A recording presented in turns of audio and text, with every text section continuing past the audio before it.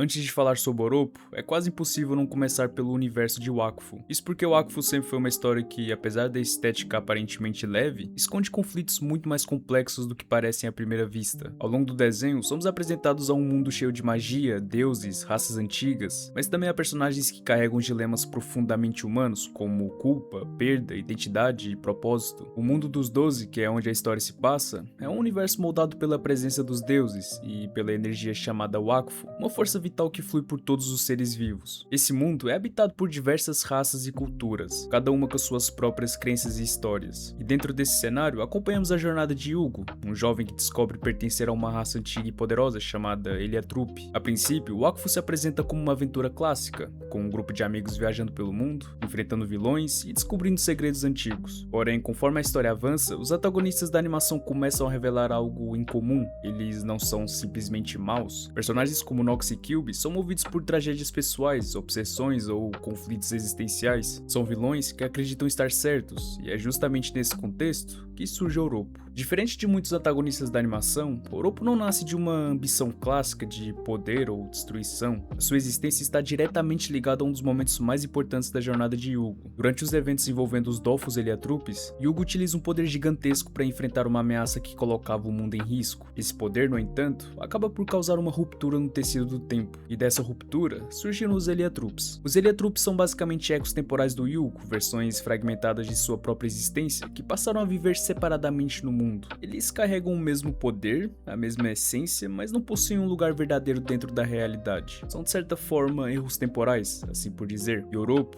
acaba por ser um desses erros. Mas enquanto muitos Eliatrupes simplesmente passaram a viver as suas vidas, Oropo desenvolveu algo muito mais perigoso, que é a consciência plena da sua própria condição. Desde cedo ele percebeu que a sua existência era um acidente, ele não fazia parte do plano do universo, não existia uma história antiga que explicasse a sua raça, nem um destino que justificasse a sua presença no mundo. Ele e os outros Eliatrupes existiam por causa de uma falha causada pelo próprio herói do mundo. Essa percepção muda completamente a visão de mundo do Oropo. Enquanto Yugo cresce cercado de amigos, família e propósito, Oropo cresce carregando uma pergunta que muitos de nós acabamos por ter ao longo de nossas vidas. Qual é o motivo da minha existência? Por que é que eu existo? Esse tipo de crise é profundamente existencial. Não é apenas uma questão de identidade, mas de legitimidade. Oropo sente que ele e os outros Eliatrupes são seres descartáveis dentro da lógica do universo. Eles não deveriam estar ali. E esse tipo de conflito toca diretamente em um tema muito explorado dentro da filosofia existencialista, especialmente por pensadores como Jean-Paul Sartre e Alberto Camus. Sartre defendia a ideia de que a essência precede a essência. Em outras palavras, nós não nascemos com um propósito definido. Primeiro, existimos, e depois precisamos construir significado para as nossas vidas através das escolhas que fazemos. Para a maioria das pessoas, essa liberdade pode ser muito assustadora, mas também é libertadora. Porém, no caso do Oropo, essa ideia assume uma forma muito mais extrema. Ele não apenas nasceu sem propósito, ele nasceu em um mundo que literalmente não foi feito para ele. Isso acaba por transformar a sua busca por significado em algo muito mais desesperado. Já Albert Camus falava sobre o conceito do absurdo. Para Camus, o absurdo nasce quando o ser humano percebe que o universo não oferece respostas claras para as nossas perguntas mais profundas. Queremos sentido, propósito e justiça, mas muitas vezes não encontramos nada sobre isso. Com o tempo, a percepção de Oropo evolui para ressentimento, e ele começa a observar o funcionamento do mundo dos Doze e percebe algo que muitos personagens do desenho também questionam. Nesse caso, os deuses. No universo de Wakfu, os deuses são entidades extremamente poderosas que influenciam diretamente a vida dos mortais. Cada raça segue um deus específico, e grande parte da cultura do mundo gira em torno dessas figuras divinas. Mas, do ponto de vista de Oropo, os deuses são falhos. Eles criaram um mundo cheio de sofrimento, guerras e injustiças. Muitas vezes interferem quando lhes convém e desaparecem quando os mortais realmente precisam deles. Para alguém que já sente que a sua própria existência é um erro, essa percepção apenas reforça a ideia de que o sistema que governa o universo é injusto. É nesse momento que nasce seu grande projeto. Oropo cria um grupo chamado Irmandade dos Esquecidos. Esse grupo reúne indivíduos que, assim como ele, se sentem abandonados ou ignorados pelos deuses. Pessoas que sofreram, que foram esquecidas pela história, ou que simplesmente não acreditam mais no sistema que governa o mundo. A proposta de Oropo é bem extrema, que é substituir os deuses. Ele acredita que os deuses atuais são incapazes de governar o mundo de forma justa. Para ele, o sofrimento dos mortais é prova de que essas entidades falharam no seu papel. Portanto, a única solução seria remover esse sistema e criar um novo.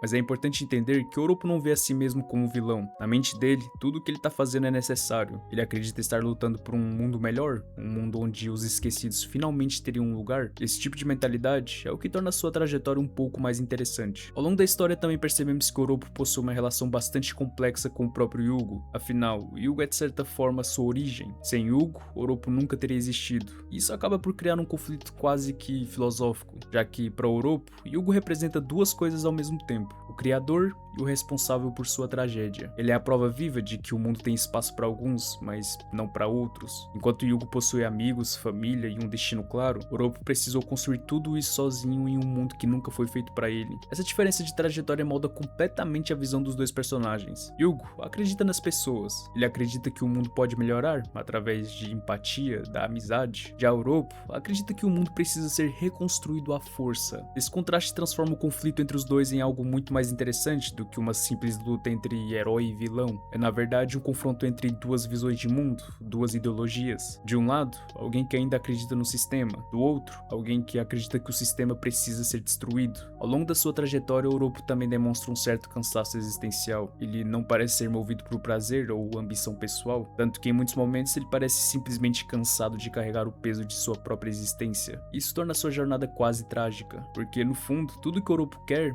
é provar que a sua existência tem significado. Ele quer provar que os Heliantrupes não são apenas erros do tempo, eles têm direito de existir, de ocupar espaço no mundo e de construir um futuro. O problema é que na tentativa de provar isso, ele acaba adotando métodos cada vez mais extremos, e essa é a grande ironia da história de Oropo. Ele luta para dar significado à própria existência, mas no processo acaba se tornando exatamente o tipo de ameaça que o mundo precisa combater. Quanto mais ele tenta justificar a sua causa, mais ele se distancia daquilo que originalmente queria proteger. A sua história acaba por não ser apenas sobre revolta contra os deuses ou contra o sistema do mundo. É sobre alguém que nasceu em circunstâncias impossíveis e tentou, da única forma que conhecia, provar que a sua vida tinha valor.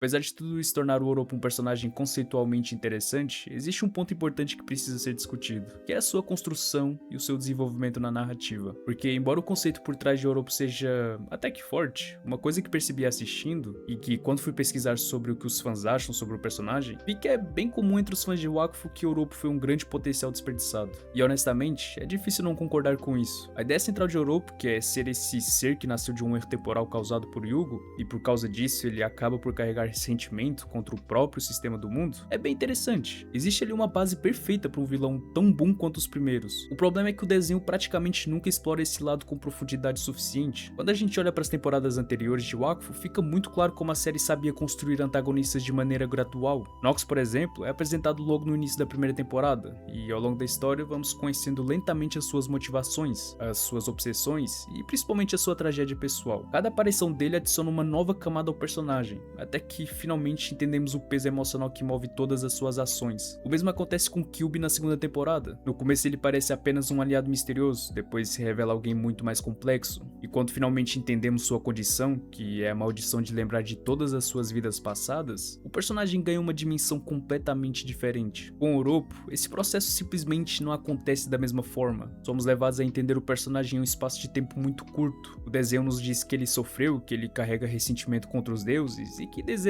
substituir esse sistema, mas raramente nos mostra de fato o processo que levou até esse ponto. E isso levanta várias perguntas que nunca recebem respostas claras. Como exatamente Oropo reagiu quando percebeu que sua existência era um erro temporal? Como foi o momento em que ele decidiu que os deuses deveriam ser substituídos? Como ele conseguiu reunir e formar a Irmandade dos Esquecidos? Como foi o processo de adaptação dele a um mundo onde tecnicamente ele nunca deveria ter existido? E várias outras perguntas que assim, eram para ser fundamentais para entendermos o personagem em um nível mais humano, mas a série simplesmente não dedica tempo suficiente para explorá-las. Até mesmo quando Oropo recebe conteúdo extra como no jogo One More Gate, ou no seu próprio OVA, a sensação que fica é que a Ankama continua escolhendo as direções mais seguras e superficiais pro personagem. Existe, por exemplo, uma batalha importante envolvendo o Eliakubo, mas curiosamente, essa sequência acaba revelando mais sobre o artefato do que o próprio Oropo. Em vez de mergulharmos em sua psicologia ou em sua história pessoal, acabamos recebendo mais detalhes sobre os elementos da lore do universo. Acabamos por saber muito sobre o contexto em que o Oropo existe, mas sabemos relativamente pouco sobre o Oropo como indivíduo, e isso fica ainda mais evidente quando comparamos com os antagonistas anteriores da animação. Tanto o Nox quanto o Kyuubi, eles estão presentes ao longo das suas respectivas temporadas de maneira constante. Cada aparição deles amplia gradualmente nossa compreensão sobre quem eles são. O desenho permite que o público conviva com esses personagens, observe suas decisões e entenda suas motivações antes do grande confronto final. Com o Roppo, essa construção parece muito mais apressada. Basicamente recebemos a informação de que ele sofreu, que ele possui uma ideologia forte e que quer substituir os deuses. O desenho basicamente quer que a gente aceita isso, sem ver todo o processo que o transformou nesse personagem. Isso acaba criando uma certa distância do personagem. Nós entendemos o conceito do personagem, mas raramente sentimos o peso de sua jornada. Não é necessariamente um personagem odiado, na verdade muita gente reconhece que a ideia por trás dele é muito boa. O problema é que essa ideia nunca recebe o nível de exploração que merecia. Por isso, para muita gente, Roppo demonstra os problemas de Wakfu nas temporadas posteriores, e que dá essa sensação que as coisas são menos consistentes na construção dos personagens, em comparação com os conflitos das primeiras. Roppo possui todos os ingredientes para ser um antagonista extraordinário. Roppo podia muito bem ser um dos melhores antagonistas dessa série, um personagem nascido de um paradoxo temporal que questiona a própria estrutura do universo e tenta provar que sua existência tem significado. Mas sem uma exploração mais profunda, ele acaba ficando preso. Um personagem que é muito interessante no conceito, mas que nunca tivemos a oportunidade de conhecer de verdade.